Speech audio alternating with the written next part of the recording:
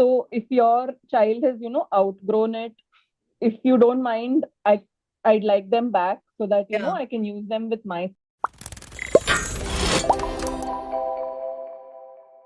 Hello, dear listeners, and welcome to Parenthoot Spotlight. I am your host, Neha Garg, and this is the space where we shine a light on incredible parents and professionals who are redefining what it means to navigate the beautiful, messy chaos of life with kids. Today, I'm thrilled, absolutely thrilled to introduce you to someone who's taken a leap of faith in her career, blending creativity and care in such a way that's nothing short of inspiring. My guest today is Shruti, a trained audiologist and speech language pathologist. Yes, the very ones who help us find our voice, literally, and she's now a quiet book creator. I first heard of Shruti through Nayan, her sister in law, whom I met during my library educators course in Goa. And let me tell you, Shruti's story stayed with me. From helping others find their voice to creating something as tactile and imaginative as quiet books for kids, her journey is simply fascinating. So, Shruti, welcome to the show. It's such a pleasure to have you here. Thank you so much, Neha. I really appreciate this. Let's dive in. Shruti, let's just start Sure. at the very, very beginning. You All spent right. years as an ASLP. What drew you to this field initially? So my mother's sister is also a ASLP. So I Okay. think it was through her that I got introduced into the field. Though our paths were not the same. So she's still practicing. So she is more into the speech language pathology side, whereas I did my master's in the audiology, the hearing sciences part. Right. So our paths were not completely the same, but she was the inspiration to join the field. That's amazing. And then came the shift, moving away from a structured healthcare profession into Yeah. something so creative and entrepreneurial. What was that like? What inspired this transition? So some of the transition started from before when I was still practicing. Oh, So I think I created my first quiet book in 2017, early 2017, yeah, for my niece, my cousin's daughter, who was then, I think, just turning 5. So I had this tradition where I made something for her for every birthday yeah, from the time she was 2. So the first year it was just a picture collage. Then I made some jewelry box redesigned with her photos and stuff. yeah, Then I think I made a dollhouse with, like, just a cardboard furniture and all that. yeah, And then the final one, I think, was the quiet book that I made for her. yeah, And then I had like friends and family, asking me if I would make for their kids. yeah. And so, gradually I started making more. But at the time, because I was working full time at different hospitals, it wasn't possible for me to, get into it in a official way or like in an Right. entrepreneurial way.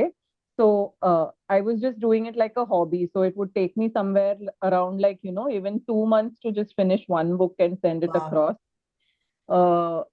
Which was challenging. I couldn't really make it professionally then. So, though I did get a lot of requests, people did reach out to me on Instagram saying, "Will you, sell this and stuff?" So, anytime I had extra time and I made books, I actually ran a few giveaways. At that time, Yeah. my focus was just building my YouTube platform and things like that. So, Yeah. I would just give away books like Oh, that. So, I think I've done quite a few giveaways of like proper books, which of course I regret also now. yeah. I'm Because sure. Yeah. yeah. So because when it always happens that when someone gets something free, while there are some people who really appreciate that and like really take good care of it, even today Yeah. they will say that, it was something amazing that our child received and all that. But then there are others for whom it's just something free. So Right. Yeah. They don't value it as much. yeah, they don't value it as much. Yeah. So that's how it was. Then, of course, I had to kind of a situation where, I didn't feel like the ethics of the place were very good. So Hmm. I was contemplating it for a long time, and then ultimately I ended up leaving.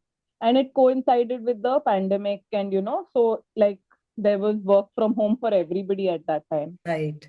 And then by the time I had my son, I didn't feel like, going back to work right away, because I felt, I always feel, though there are a lot of people who do it, but I always felt that if I'm not here to teach my son to speak and I'm going and teaching somebody else to Yeah. speak, what is the point of that? Yeah. So, like, because of that, I kind of, decided to stay home. It started with the thought of being at home for like the first 2 years, which are the Yeah. most crucial, in which time I started doing this. So, that period has kind of extended right now. Right. Right. So that was not a, I would say, was it a planned transition or it just happened organically? Where are you right now, like in this space? So it happened organically because, in fact, I reached out to a lot of the friends and family for whom I had made the books in the past, Yeah. saying that, now that I have a son, I don't know if I'll have time to make any. So if your child has, outgrown it, if you don't mind, I'd like them back so that, Yeah. I can use them with my son. So I think two books I did receive back. Okay. And one other cousin said that her kids are still playing with it. So after they're done, they'll give it to me, which was fair, of course. And uh, the cousin who had said this had the wheels on the bus in the book that I had made for her. Yeah. So I just felt that at that point of time, my son was enjoying that a lot. So, Yeah. if she would give it to me later, it may not, really benefit me. So Yeah. I said, okay, why not I just make that standalone Wheels on the Bus toy? So then it just happened organically. So I made that, and then that kind of just took off, and that was like, I think it still is one of my best-selling products, because a lot of other speech therapists, even other parents, have chosen that product Uh-huh. because of how the rhyme being so popular. Right. So I think that's where the transition happened slowly. Yeah. And then I started figuring out that, I can do this along with parenting. Yeah. So initially, when he was just a few hours in school, it was a very short time. Yeah. Now, gradually, he's in school for a longer time, then he comes back and sleeps. So I do get like a good chunk of my day.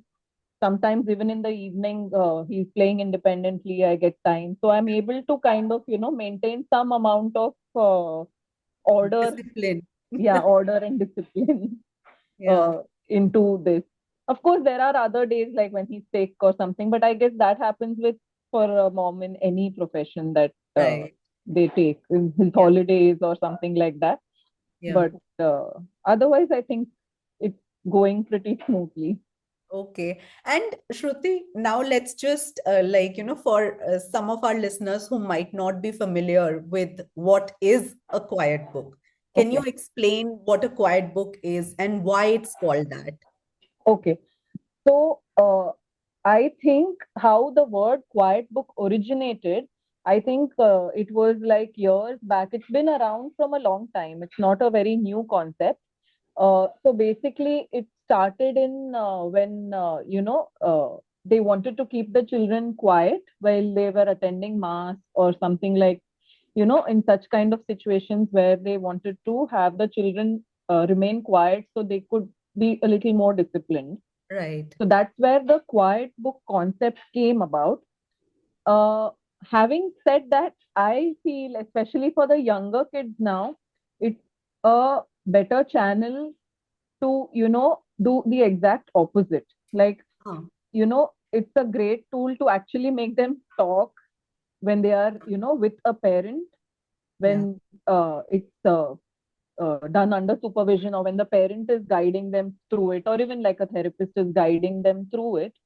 uh, it's a great way to make them talk rather than keeping them quiet. Yeah, maybe for an older child, uh, above 5 or 4 or 5, they may sit and, on their own, interact with the book and play for some time.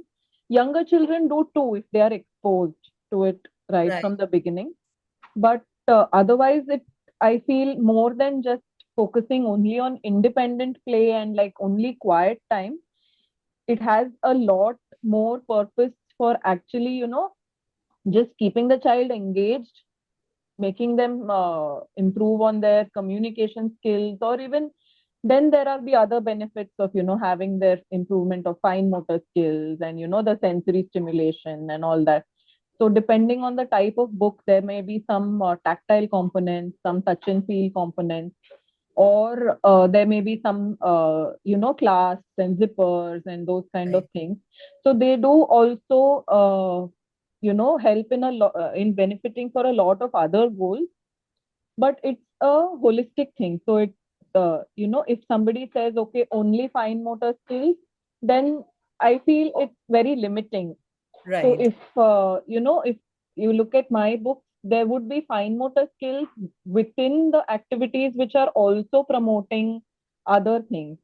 Like, Right. so it's not just about opening that zipper. That zipper pocket may contain something which, then like the toothbrush comes out and the, some animal or whatever, their teeth are being brushed, or something like that. Right. Or like a class would be opened and there would be something hidden inside, or some component will be pulled and some hidden object will come out. So, Right. it's also engaging in that sense.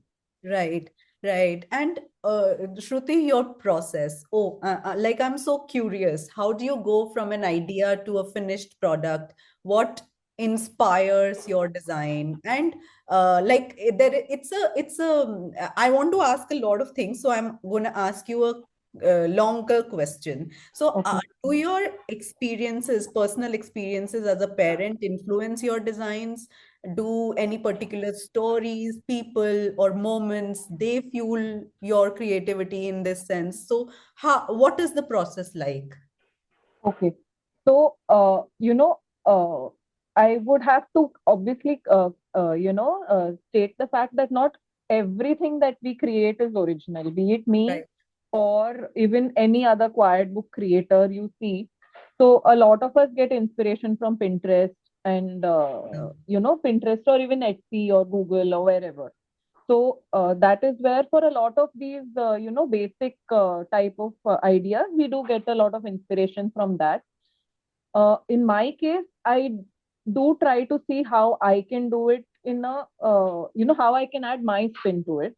So Right. there may be some things which are, same or similar, because sometimes the requests that I get asked also are very, like, some parents tend to be very fixed that this is what we want, Yeah. whereas others would say that you have the creative mind for it, so you take the creative liberty. Though generally I tend to run, especially for items that are more customized, I do have the tendency to run things by the customer before I actually do it, because I find that it's better than uh, after putting in all that effort, ultimately, if some idea they're not happy with or something like that in the end, rather than them getting disappointed, it's better to keep them looped in on the process, because Right. it involves a lot of work.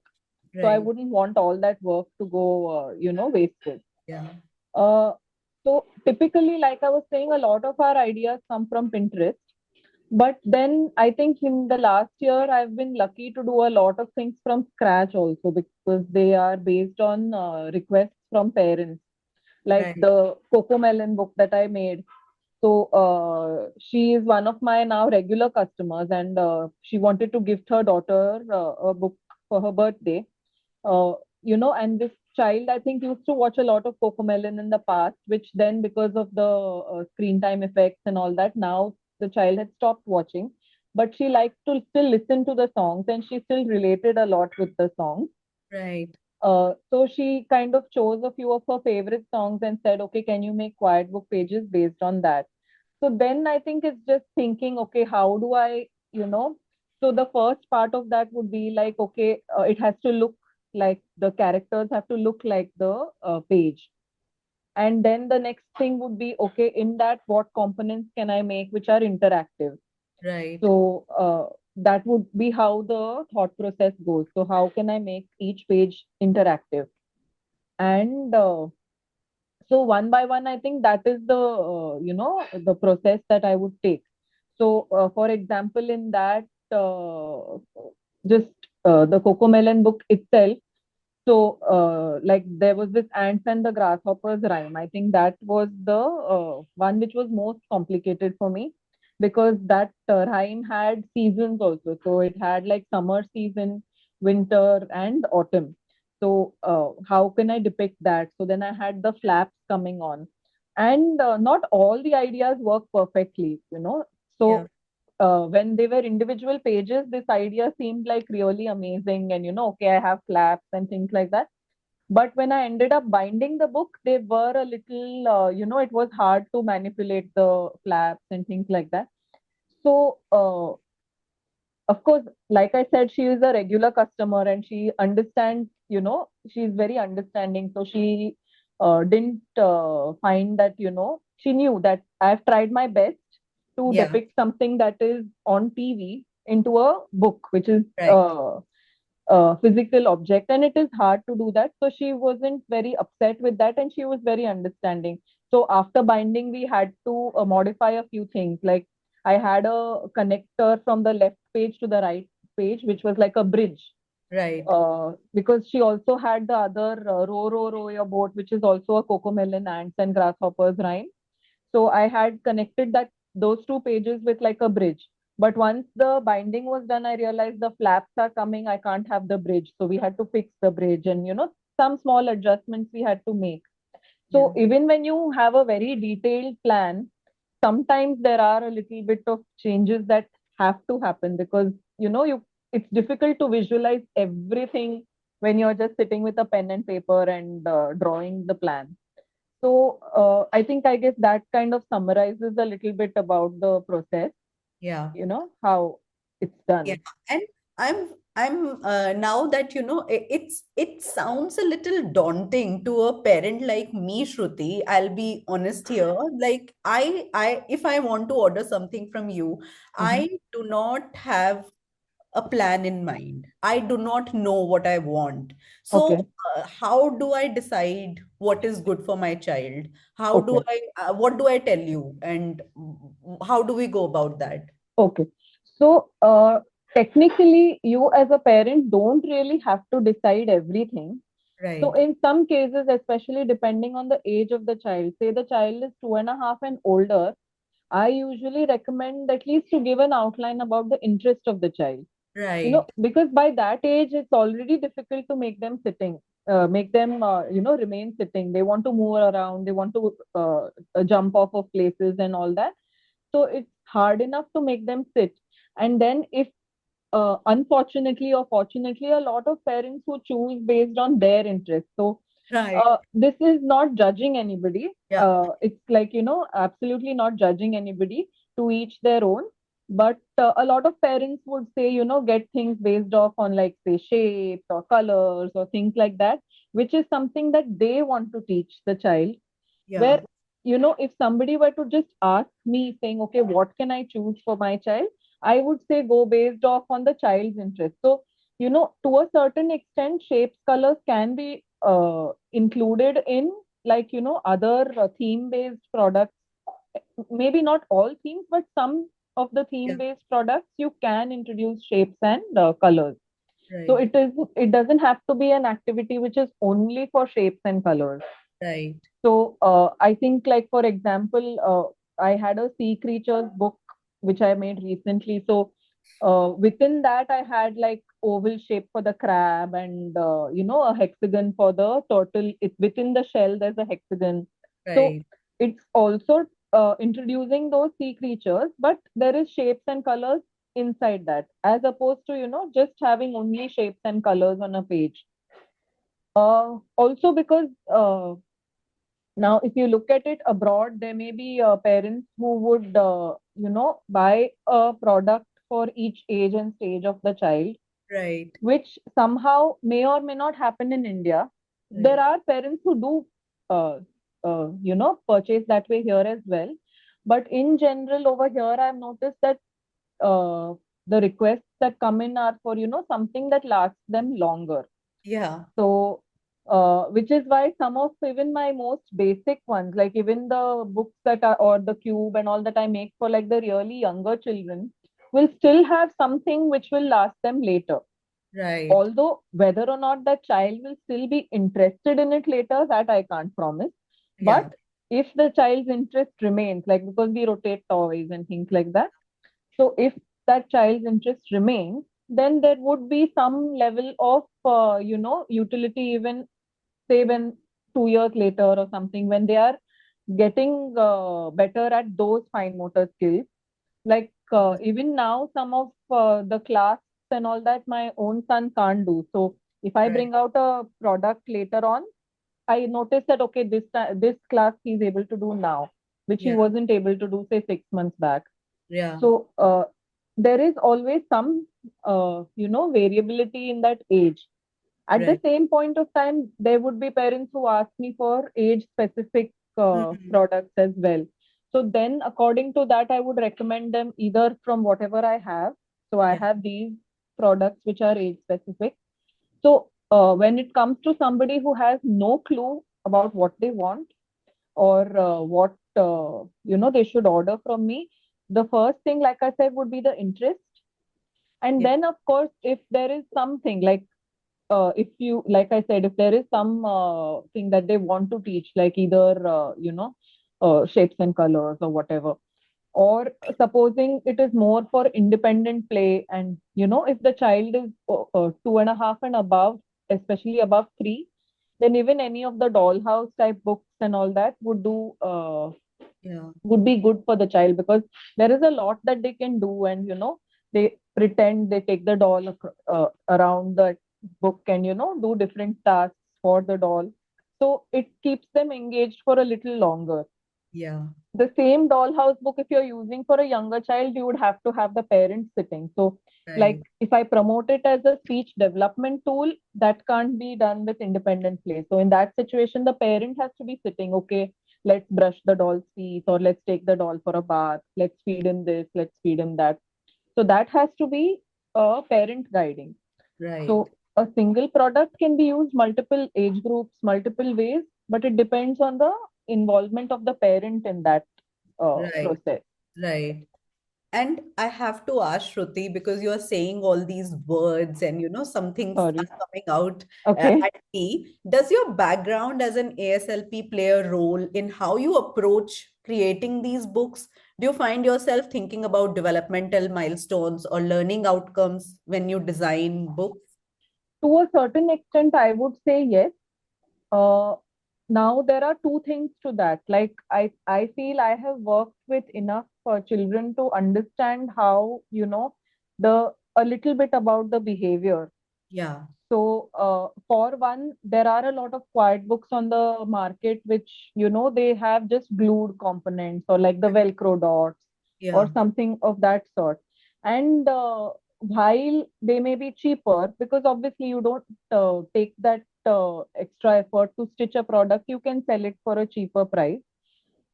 Having said that, I would never say that, okay, I'll do it without suing, but I'll sell it to you for a cheaper price, because I understand that uh, children are rough with things. They Right. are, going to pull out things, and there is going to be more wear and tear on that kind of a product. So that is one thing. So the way that I make it would is depending on the knowledge I have of how children are. So like Right. even a few of my initial quiet books I had made when I was taking therapy for children. So I've had, like, at that time I was also not proficient with sewing. I used to hand sew. So I have had situations where children have pulled stuff out and things like Right. that. So, which is okay because I can do a little bit of repair then and there. But Yeah. when I'm selling a product, I would rather prefer that, they have that, they don't have to do Approval. the, yeah. Yeah. Uh, so that is one. And the second thing is now, supposing, having fixed components. Like I have some products which don't have any removable components, but can still be engaging. Right. So, understanding that, parents with very young kids will end up losing parts, or, so recently, I should tell you, I came across a reel that was viral Yeah. where, a parent was taking a quiet book on travel. I think it was an air travel. And they were like, this is not degrading a quiet book, but it didn't work for us. It was something along those lines. And the first thing that struck me was that a lot of us, even I do it, when we take our kids for travel, we try to have like new toys which they have not seen before. Ah, yeah, So now, obviously, this would depend on every child, but yeah. the book that they had shown was highly colorful. It had like those farm animal finger puppets and things like that. It was someone else's product. I mean, I don't know where they purchased from, but it was highly colorful and definitely engaging and all that. But you have to kind of think about it from a child's point of view. If they do see something like that for the first time, you can't expect them to not be excited. You Yeah, can't expect them to not pull apart things and not, okay, this also looks exciting, this also looks exciting. So they get overwhelmed. yeah, And somewhere we need to think that even if we are taking out a new toy for travel, if it is something like this, which is like really overstimulating, then definitely it will not work for you in a travel situation. right, So in that space, I would say either you get it well in advance, so you've introduced it to them, and then there's a break, and yeah, then you reintroduce it in the travel, or some parents directly ask me for products without too many removable parts. right, Like Nayan's daughter uses a few of my products where she specifically says, I don't want parts that come off, so we either use like a cord which connects to the yeah, base page or something of that sort, where it doesn't come off completely. So right, either you have to think about what kind of product to take, or because all this also, then if somebody gives me like, okay, we are taking it for travel. So my knowledge as a ASLP would tell me that, okay, but you need to think about these things when you're traveling. right, If you have something that is too overstimulating, then it might not help you for the reason you're buying it.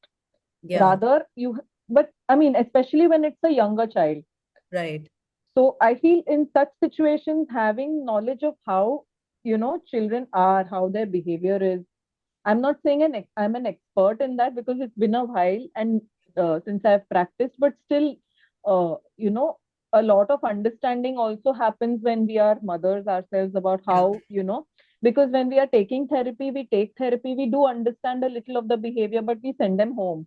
So yeah, 45 minutes and they are out of the room. We're not always there for every meltdown, or though we may have seen a few, but we're not there for like always the bigger meltdowns and things like. So those kind of things we understand after becoming mothers. So I feel it's a combination of both, yeah, which goes into my work. yeah. And what are the kind of challenges you face in the creation process, Shruti, from maybe sourcing materials to maintaining quality, like the entire spectrum, ideation to execution? What are the kind of challenges you have? Yeah, so I would say sometimes sourcing materials can be a challenge, which is why, a lot of times I have to keep adding disclaimers. Like sometimes some of these buttons come in assorted packs. Right. So uh, since it is a handmade product, it is difficult to always have it like exactly the same each time I Yeah. make it. Yeah. So there is going to be variability, not just in the the raw materials, but even in like the way that it is made. I Yeah. find it hard, especially now. Supposing I made like a product in February last year, and then I'm asked to make that again now. So there is going to be some amount of variability, because honestly, if it is something now, say the wheels on the bus, I wouldn't have that kind of challenge because I keep making one or two every month. So for me, uh, the process is smooth. I know how to make every step. But something which I've made once a year back, and then I'm making it after a year's gap, there is going to be some challenge. I find it hard. I'm always looking at the picture or the video. Okay, how did I make it then? Yeah. What Because then I don't blame them, but then the customer would say, okay, it wasn't like this last time, there is Yeah. something different here. Yeah. So that is, I think, one challenge where possible I tend to remind them that there's going to be some little variability. Uh, so in the raw materials, that is one of the concerns. Like because they come assorted, I Yeah. may not get the same buttons the next time. I have no control over that. Yeah. Uh, Again, so I don't think the quality would suffer, but yeah, that I have to go with what I get. So Right. if I have used a certain kind of fish button in the past, I may have to use a slightly different one now because that's what I got. Some challenges in like those, I don't know if you would understand it, they are eyelets. So Yeah. they're like you punch those eyelets into the page, and through that we put the thread or whatever and do those push pull things. So those eyelets, initially I was using the ones that came with the tool. Yeah. When they run out, to be honest, even now I've not found, because Of they don't replacement. resupply. Yeah, Yeah. this company where I purchased from, they don't seem to resupply just the eyelets. At least I've not found that on Amazon or any other local source. And the ones that I get in the local store, if I'm using the tool, sometimes they break. So I've thrown away so many also because they break, and then okay, they are just lying in some corner of a drawer. I go and try to resource from another place. So Right. definitely raw materials is the biggest challenge to keep that consistency. And of course, yeah, getting through to parents or customers, making them understand why a certain product is priced so much. Yeah. So those who understand that it is a handmade product, and it takes time to make, it takes a lot of effort, they normally don't negotiate, but then everybody doesn't understand that. Yeah. So which my take on that is, if somebody can't afford it, then it's okay to say that okay, this is out of my budget. But Yeah. then there are a lot of people who are a little rude also, and who say that it's too expensive or something like that. And also, like just to get a idea of the range of prices, Mhm. from what price do the products start and till what price can they go up? uh, so there is a very wide range, Yeah. because for me, I even have those mini activities which I started again making them for my son, like before a travel or something. I would the previous night sit and make those. Right. So those are like even priced at like 350 or something. And then I think highest range I've even gone up to like 8K for Hmm. like my Cocomelon book was priced that much, Yeah. because that involved a lot of planning as well. So earlier I would not charge anything for like customization. I would only charge for the amount of work that went into it. But now, if somebody gives me, I think I started that from the Cocomelon book, where if somebody gives me a completely different theme, Yeah. I do tend to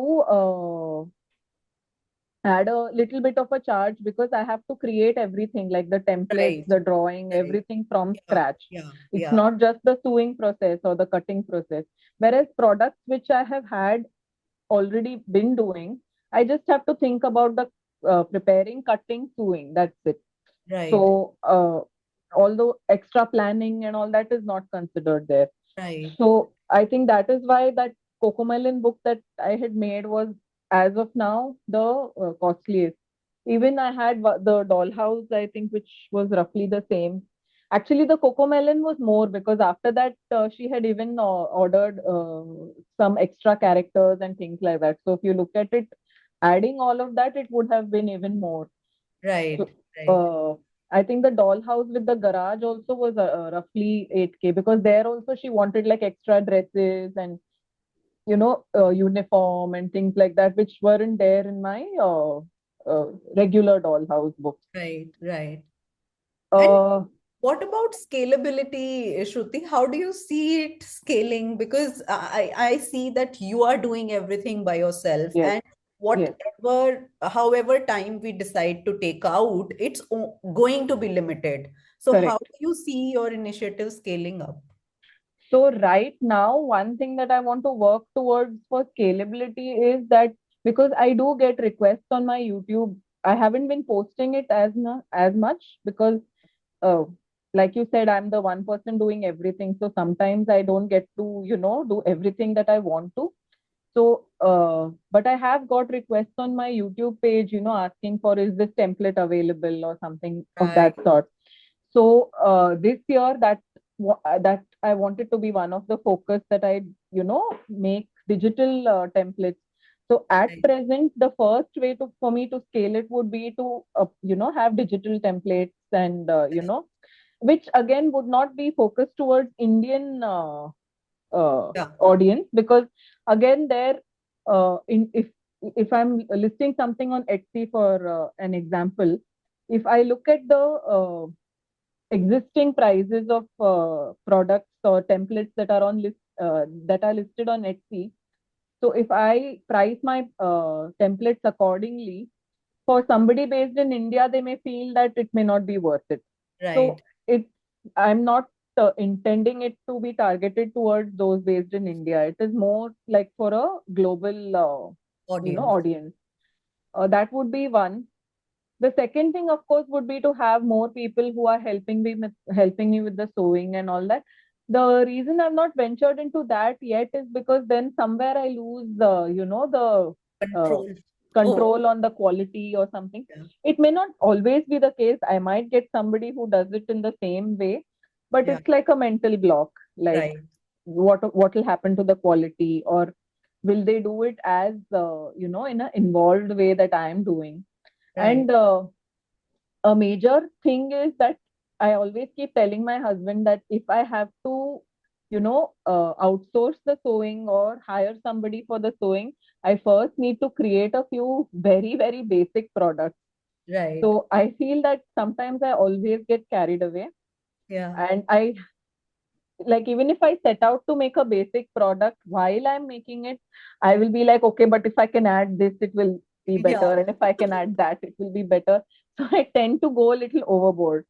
So when there are too many details, I feel outsourcing that would be harder. If it was right. just, a very basic template, you just have to give it and say, okay, stitch these things. This is Yeah, the sample, you see how and do it. It would have been easier. But right. on this uh, level of detail, I think it's difficult to outsource.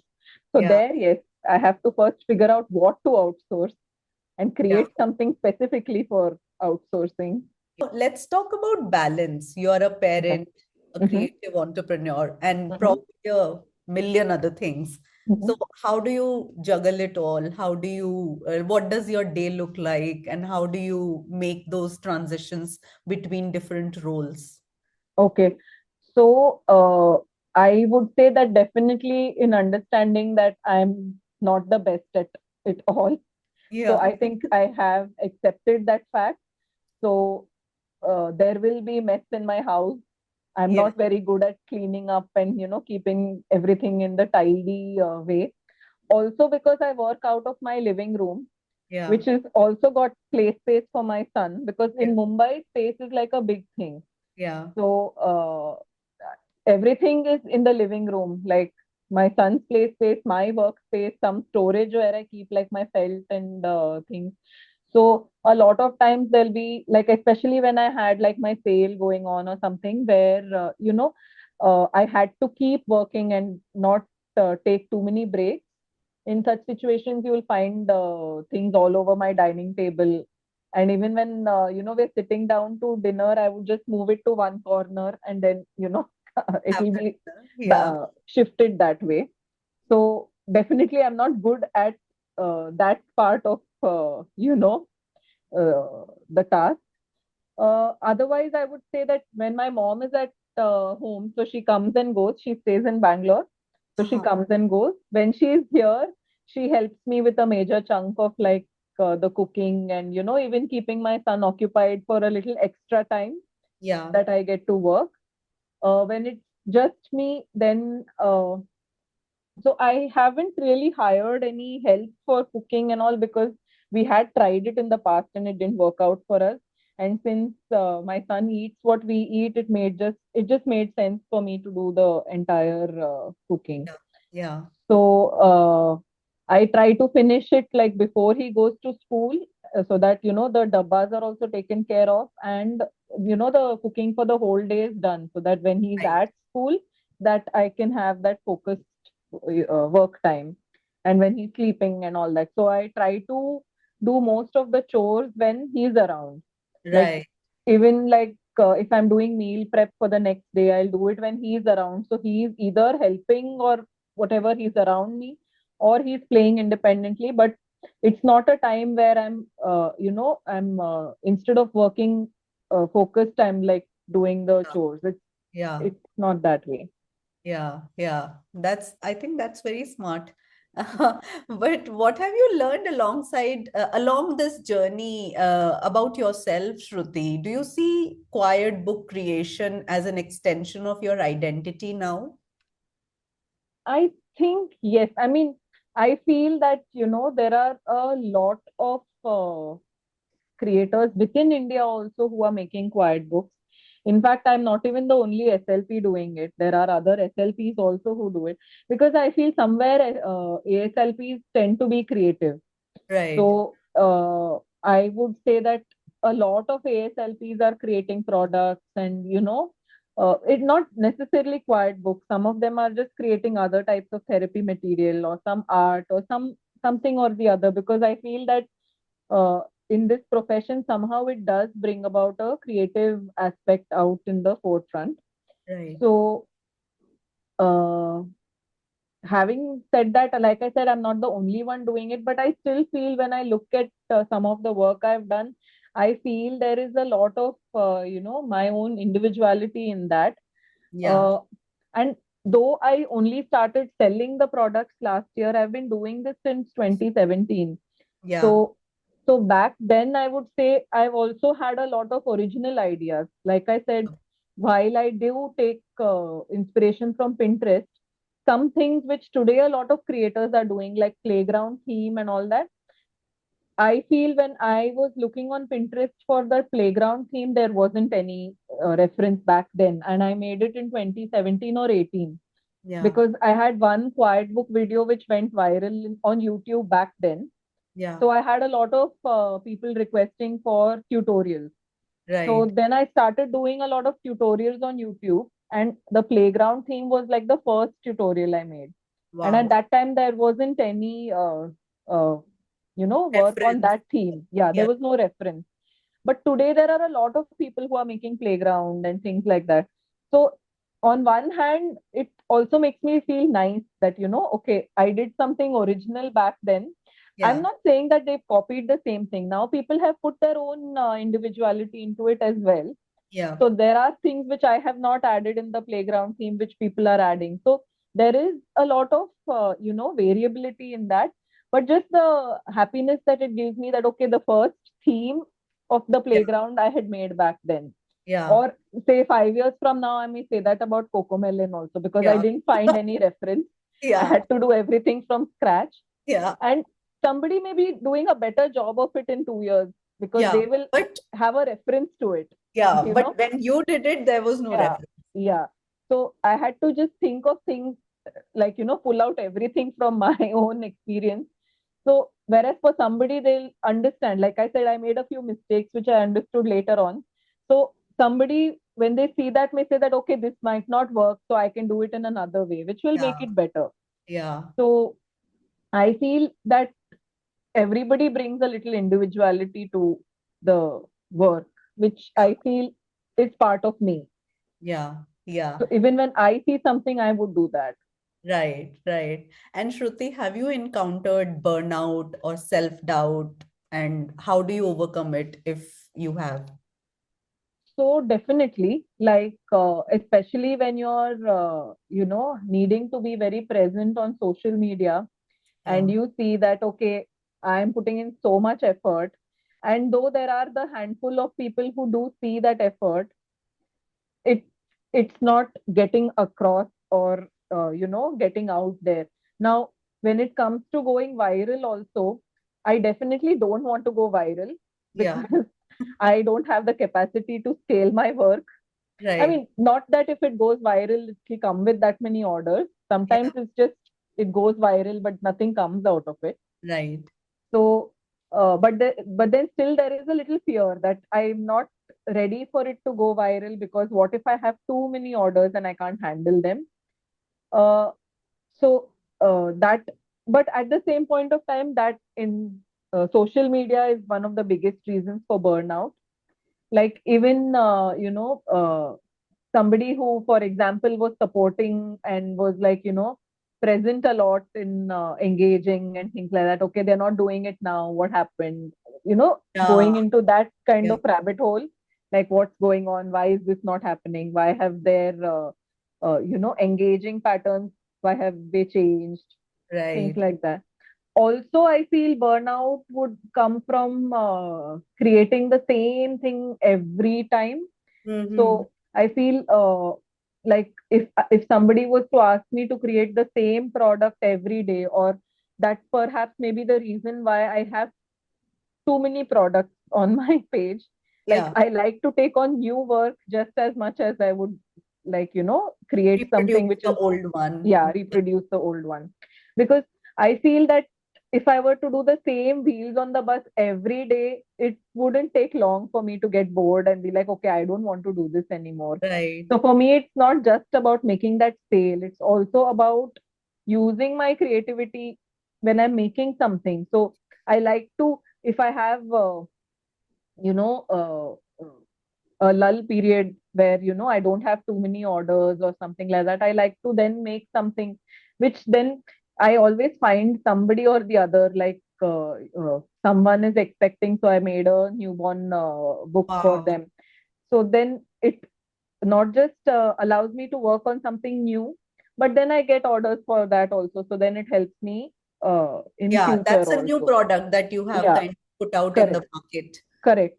So I did that a lot with the sale products also, where I created a lot of, or I reworked some themes, I created some fresh themes, and just so that I felt that that would use my creativity in a better way. I enjoyed doing those Right. products. Yeah. And what about your family, Shruti? Like, I bet you're there, you are their inspiration and they're your biggest cheerleaders. Do you have Definitely. stories where work and parenting or your personal life has been Mhm. intersecting? How does the family dynamic work into it? So definitely, I would say that I have like a really good support system, even if they are not physically here to help me out. Right. Like whenever in fact, during the sale, when I was creating more products, where my mom would be helping me, like, tying up those loose threads, and, so I would just stitch and give her like this whole bunch and say, Oh. okay, now you uh, end those threads for Finish me. it. Yeah, Yeah, finish do it the and give it finishing. back to me. Yeah. Then I'll just sit and cut the final thing. So it could be something like that. Or I have a lot of family who kind of like, I think that's how you would have also come across my page through Nayan, having shared something about my work. Yeah. So, I do keep putting this up also, that I have a lot of family who buy from me, and I have to share this, that they are actually buying from me. Yeah. It, I think I gifted only one product to Nayan's daughter when she turned one. Ever since then, every product that they have purchased from me. Wow. And it's not just them, it's even other family. I'm referring to Nayan because you know her. Yeah. But otherwise also, even other family, everybody is actually purchasing from me. So even if why I'm sharing this is like, some of the reviews may seem very personal, that okay, Yeah. somebody from family has shared this. Yeah. So having said that, it's all like, it's nothing gifted. So Right. I honestly feel that, especially for something like me, where I'm not, it's on a very small scale. Yeah. If somebody has reached out to me, like, let's do a barter collab or something, I've always turned them down, because that's not somewhere I am right now. Yeah. If I was creating like lots of products, I could just, send them to 5 influencers or something like that. It may have promoted a lot more. Yeah. But I'm not in that space right now. And I feel sometimes doing that adds more nuisance value also, because Yeah. then there would be five more influencers saying, okay, send me also. I will also promote your Yeah. products and things Yeah. like that. And I have seen some platforms also sending a lot of material to influencers. And when you look at their prices on, their website or something, they are really expensive Yeah. compared to, how I am pricing my products. So I feel that, okay, you have to, when you're sending so many free products, you have to make it up somewhere. I would rather not overcharge the customer who is actually buying from me, Yeah. rather than sending out a lot of Freebies. freebies. Yeah. So I think during the sale I have been sending some freebies, especially like I have gone beyond what I said I will give, like Yeah. for those who have spent a really lot during the sale. Yeah. So one person I said, okay, I'm sending this as freebie, but you've already ordered this, so I'll send something else. Yeah. Or I had the Peppa in Peppa family in the car. So somebody who spent a lot during the sale, I said, okay, I will send this to you as a freebie instead of what I had originally promised. Then somebody else had been asking me about a lot of things. In that, there was one thing like I had made bees in a hive. So I said, okay, you've purchased a lot from me, so I'll make this as a freebie and give you. So I feel that it's appreciating the customer, which is more Right. important than sending out freebies to influencers. Non-paying. Yeah. Yeah, influencers or non-paying people. So I even now, like I told you in the beginning, I regret the giveaways that I have done, because while the giveaway is running, there is like everybody is commenting, liking, sharing, and all that. But the moment the giveaway is over, it's like from there it comes to zero, and that hits harder. So Right. after seeing that a couple of times, I've decided that it's better to give discounts so Yeah. that it can reach more people than give a giveaway, and it doesn't even serve the purpose of the giveaway ultimately. Yeah. Yeah. And in your journey so far, Shruti, is there a moment or moments that you cherish the most and you're like, wow, this is worth living for? I think when I get the feedback from every, especially because a lot of people don't give feedback. So if I'm sending out 10 products, there may be six or seven who write back and give feedback. And somehow I'm not the kind of person to, follow up. I don't have that personality. Matlab, I don't feel ki piche pado, like, Ah, right. how, what is your feedback or something. So those who give it themselves organically, I share those. I don't chase people for feedback. But I really appreciate like everybody who actually sends me that feedback. And recently, another person had sent me feedback saying that, she's ordered from so many handmade products, small businesses. But I was the first one to kind of, keep her involved. Like I said, I Yeah. always keep the parent involved in the process. I run things by them. I don't want them to get like, a surprise on something. So, she was telling me how I'm the first person out of all like handmade businesses who actually reaches out and checks in on these things, and she appreciated on that. So these small things that people tell me, I think are what make me feel good about the work that Yeah. I'm doing. Yeah. And looking ahead, Shruti, what dreams do you have for your quiet book venture? Are there new directions or ideas? You said one of them is tutorials or design templates. Yeah. For Indian market, are you excited to explore something else? So I mean, Indian market again, if I were to do workshop or something like that, but I don't know, like, you know, it's always difficult. I find the hardest part of my job is in terms of pricing. Yeah. So even pricing something like this, a tutorial or, that is where I feel like I struggle the most. So suppose I was to do a workshop. Now, when you do a workshop, you're giving the information to somebody who can then take that forward and create their own business. Right. So, which is okay. They are allowed to do that. But at the same point of time, I feel like if I'm pricing a workshop very less, Yeah. then it's kind of at a loss to me when that happens. So I would eventually like to do these things because, like I say, I do get requests, but again, a lot of those requests are from international Yeah. users. So Yeah. if you look at the username, you can make out they're not from India. So a lot of the people asking for template and all that are, located internationally. So I don't know, maybe have a video tutorial instead of like a workshop, which can be, you know, uh, free from like sending kit or making kit or something like that, where they source all their material wherever they are based, but they are just using my tutorial or template Yeah. as Yeah. a base. Right. So I think that is the biggest dream that I have right now, Yeah. that I want to take it forward in that sense. Another thing that I want to do is, but again, in Mumbai, space is the biggest issue. That is Yeah. the next thing I would want to do is like have a few of the materials and, uh, have like these, uh, I wouldn't say classes, but like where I have, like, say, Saturday for an hour or Sunday for an hour, where kids can come, paying a fee and experience everything in that location Wow. Yeah. and, uh, so Kind of the a quiet book library. yeah, sort of like a quiet book library. So I do have, someone my son's classmate, actually, his mother runs a toy library. Uh-huh. So she has purchased two of my products, which are already in a library. Library.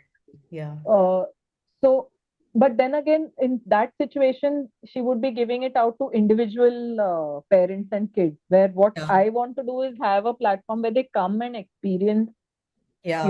in-house, and then they go back, that sort of a Right. thing. So the Right. product still remains in my control, my place. Yeah. So I think that is another dream that I have someday, Wow. which I want to have. Yeah. And in your current profession that you are, Hmm. um, with the work that you are doing, how Hmm. do you define success? And would you say, are you successful? I mean, it depends on how you're looking at it. So definitely, if you look at the financial aspect, I don't see me being as successful as I was when I was an ASLP. Not right now, at least. Uh, I mean, at present there are good months and bad months. So in some good months, I have, like last year, even, touched a mark that I would have made, at least working in one hospital that I was in, when I was practicing. So if you look at the financial aspect, whole and soul, then definitely not there yet.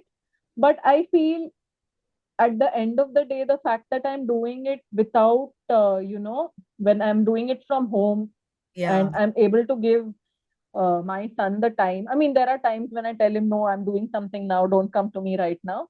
But then if I'm not doing something pertinent, I also get the flexibility to like put aside the work and attend to him. And so I feel if you look at success in the way that I'm able to juggle both at the same time, then I feel that, yeah, somewhere I'm able to do that. Yeah. I'm also able to, I think somewhere, like you mentioned in the past, also like the being a mother driving you towards, doing things a certain way. So I do also create, some products, some of which are in my thought to make now. I have to finish all the backlog from the sale, and then I have a few ideas which I've been wanting to do. So, it kind of helps me, like, because I'm seeing the problems that I'm facing as a mother, Yeah. and how I can take care of that, in terms of the products that I make. And so in if you look at it in all those arenas, then yes, I feel that I am successful. It is just maybe, hopefully, sometime soon the financial part will also catch up. We also hope so. Yeah. And Shruti, I want to know, a lot of parents want to introduce more creative, screen-free activities into their Mhm. children's lives. Mhm. So, what advice would you have to parents, with regards to using quiet books Mhm. as a transitional tool, as well Okay. as an independent tool to foster learning and bonding with their children? And Okay. yeah. So, a lot of quiet book creators or similar, type of product line creators, they do market their products as being screen-free alternatives. Ah, I find that over the last year, at least, or the last few months, I have taken a little bit of a step back towards promoting them as screen free alternatives because, for one, like I said earlier, it depends on the age of the child. So right, if the child is a little older, then yes, they can be screen free alternatives. They can, replace the screen completely instead of, because in today's age and time and social media awareness, I feel every mother knows that screen is not good for her child. But having said that, as a mother who also sometimes has zero support system, like my husband's at work, my mom's in Bangalore, I am handling my son the whole day. As someone who goes through that myself, I understand that if at all I was to use a screen for my son, it is not because, you know, I uh, want to. I want to. It is, I have no other option. Yeah, Now, when my mom is in Bangalore, she would have, like, if my son is cooperating, she'll have hour-long video calls with him where she'll tell him stories and all that. But again, that is not always possible. Sometimes he doesn't want to sit and listen. yeah, So in our house, I feel there is a, up and down in the screen time. yeah, So there are periods of time where we get 1 hour or sometimes even 1.5 hours of screen time. But like right now, for the last month or so, we've done like Sunday movie night kind of thing. But during the week, there has been zero screen time. yeah, So for me, in our house, it kind of goes up and down like that. So uh, a screen free alternative would mean that, the child is equally occupied with that quiet book yeah, instead of the screen, which for a very young child is not a practical option. First of all, young children will have a shorter attention span. You yeah. can't expect them to sit hours together, you know, which they would do if the screen is on. They will sit for half an hour Uh, in front of the screen, but you can't expect them to always sit half an hour in. Like maybe the first time they will, maybe the second time they will, but as with any toy, after they use it a few times, their interest slowly reduces. Then the amount of time they would be sitting, or even their proficiency. Initially, they are figuring out how to use it, they will use it for longer. But over a period of time, once they are proficient with it, they'll finish it off and then they are free again. So it, I wouldn't say if you are looking at it whole and soul from being a screen free alternative, I wouldn't say go for a quiet book yeah, because yes, it will keep them engaged, but every child is different. It may not keep every child engaged for the same amount of time. And if you are using the screen as like a mental break or a breather, or it's allowing you to do something which is pertinent, then as I would say, you know, you don't have to get rid of the screen completely. It's more about what you are allowing your child to watch and yeah, how much of time you're allowing your child to watch than just taking it off completely. Yes, there are families who may be doing it completely no screen. Like I said, currently, other than the movie night, my son is not even asking for the screen because yeah, there are times when he asks, and at which time I also need that help and I have used the screen. But right now, he's in a stage where he's not asking. So we are okay with it. So right, I feel that kind of flexibility is more important, and what show you're showing, or what how long you're showing. Those aspects are more important than trying to cut it out completely from your child's life. And if you want to try and complete it, like cut it out completely, I would say that for a 3-year-old, like my son enjoys doing cycling. So Yeah. Physical activity is a better option than, expecting them to sit for half an hour with a quiet book, Yeah. all the time. Yeah. Someone who's a little older, maybe 4, 5, by which time they have better attention span, more concentration, they may do it, you Yeah. know. But a very young child will still require that mother's attention, or, so it depends on why you want that screen.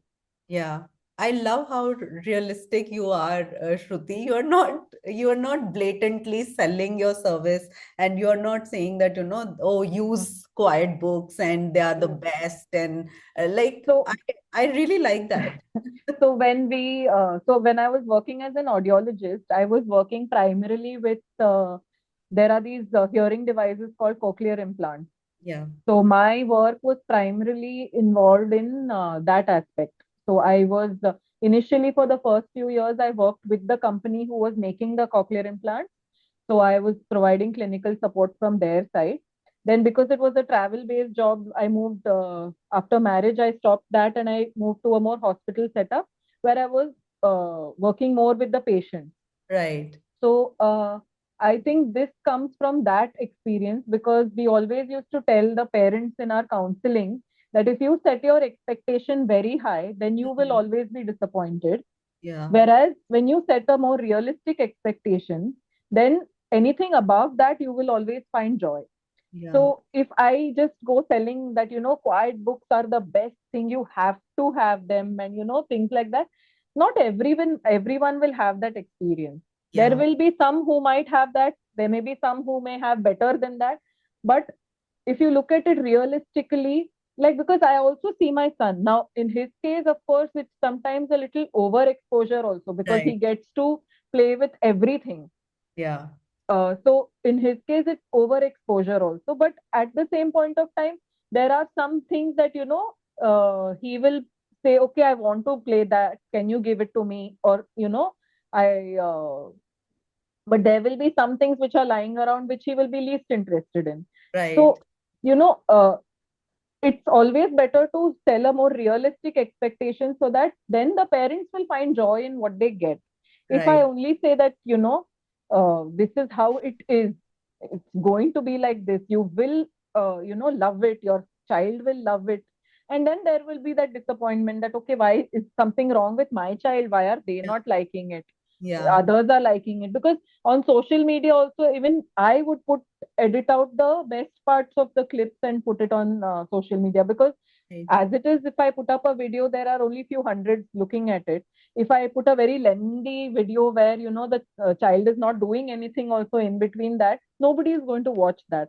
So Right. to keep it crisp, obviously we keep the best parts where, the child is engaged with it and all that. But that's not the picture always. Right, right. So Wow, love that. And Shruti, for those parents, we are talking about the child and parenting, but mhm, those parents who are contemplating a major career shift like yours, do you mhm. have any advice for them? Do you have any words to say? So maybe someday when I'm really successful at this, Oh, I you might are. have more For to us, say. you are. Thank you. No, I guess again, my words for them would be to have more realistic expectations, especially when you're working from home. I think it's impossible to,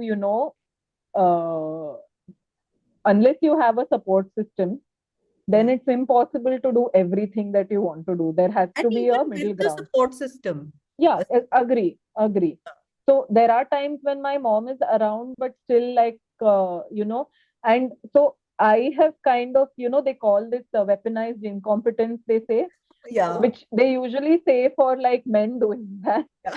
So, but sometimes I feel in our house, I do that. So it's not like I don't know how to tell stories. Of course, I can tell stories, Yeah. but I kind of give my son the picture that I don't know how to, so that otherwise he would just want me all the time. But Yeah. now, because my mom would tell him stories or my husband would tell him stories, he says, okay, I'll go to sleep with Papa or with Amama, but it's okay if you're not there. So Yeah. sometimes I feel you need to have that weaponized incompetence. If I would happily tell him stories, I would just be doing every single task for Yeah. him.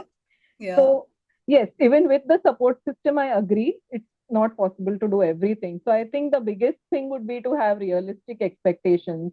Yeah, And everything will take its time, but I'm sure like everybody will see the success that they want to. They have to be consistent. They have to, show up, yeah, and they have to try new things. And not every new thing that you try will work also.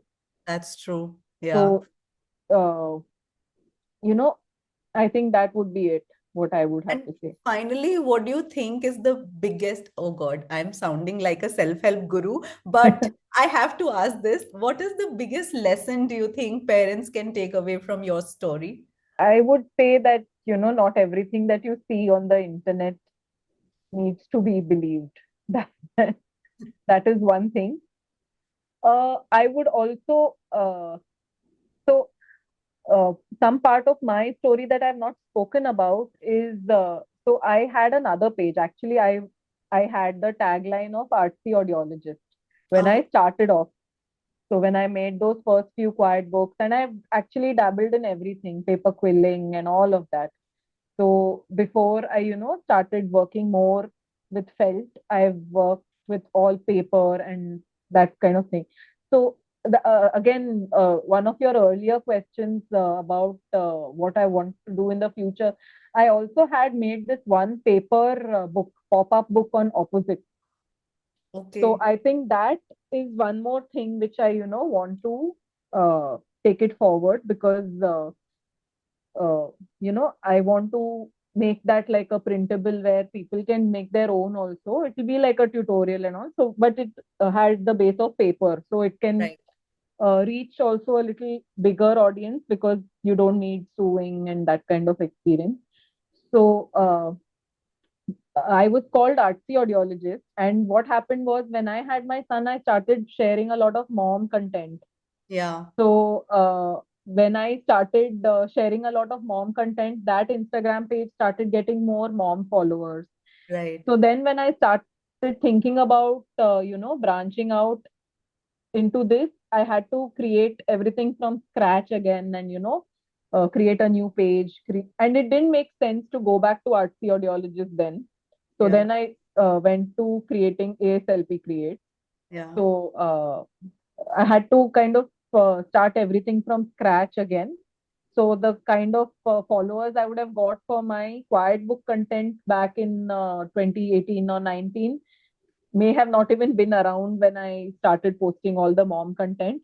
Plus, yeah, of course, they would have had kids who would have grown up by now, and it wasn't relevant for them anymore. So one thing that I would, and in the process also, when I was sharing a lot of mom content, I was also sharing a lot of, my son, which yeah, I feel we tend to do as parents now.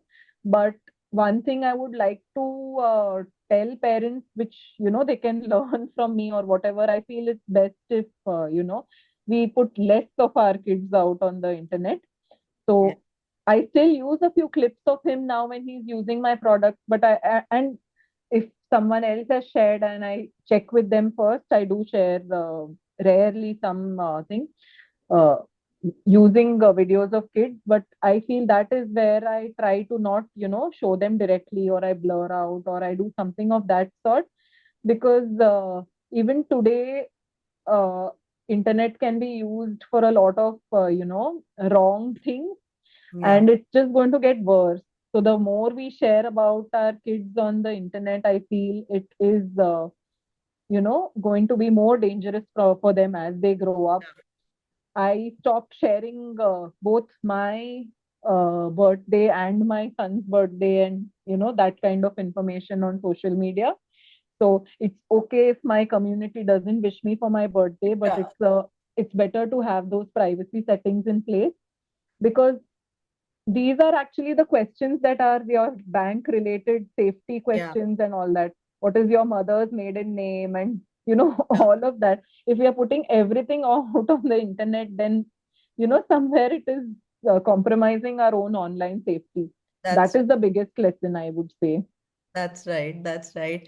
Wow, Shruti, this conversation has been nothing short of inspiring. Thank you for sharing your journey, your insights, Thank you. and Thank your you so passion much. with us. Thank We're you so much. glad. Yeah. And for everyone listening, I highly recommend checking out Shruti's beautiful quiet books. Not only they are perfect for little hands, but they also come from a place of immense care and creativity. You can check out her beautiful quiet books on Instagram, YouTube, and Facebook. She goes by ASLP underscore creates on Instagram and YouTube, and her Facebook page is called Created by ASLP. Trust me, these books aren't just for kids, they are little bundles of creativity, thought, and love. And finally, thank you so much for tuning into Parenthood Spotlight. If you enjoyed today's episode, please don't forget to subscribe, leave us a review, and share it with someone who might find it inspiring. Until next time, keep parenting with love, joy, and maybe a touch of quiet.